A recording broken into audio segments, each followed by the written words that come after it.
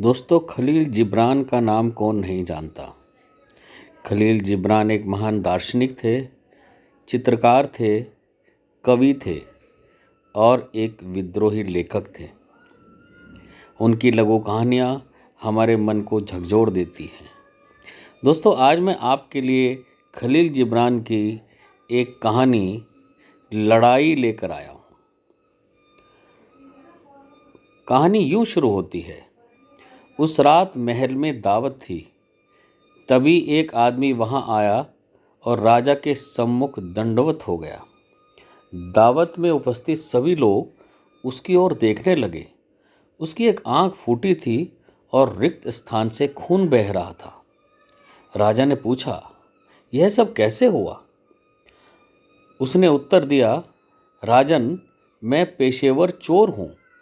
पिछली अंधेरी रात को मैं चोरी के इरादे से एक साहूकार की दुकान में गया था।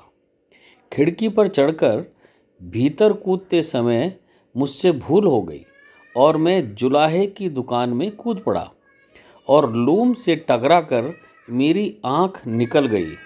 राजन, मैं आपसे न्याय की अपेक्षा रखता हूँ।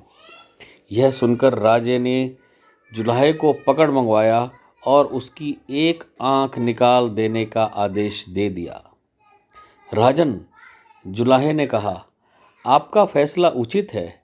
मेरी एक आंख निकाल ली जानी चाहिए, लेकिन अफसोस, मुझे अपने हाथ से बुने कपड़ों को दोनों आँखों से देखने के लिए दोनों आँखों की ज़रूरत होती है।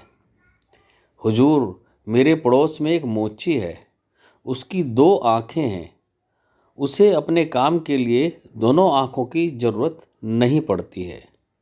यह सुनकर राजा ने मोची को तलब किया और उसके आते ही उस मोची की एक आंख निकलवा दी। दोस्तों, क्या ये हमें सोचने को मजबूर नहीं करती कि सत्ता की न्याय व्यवस्था कितनी अंधी होती है।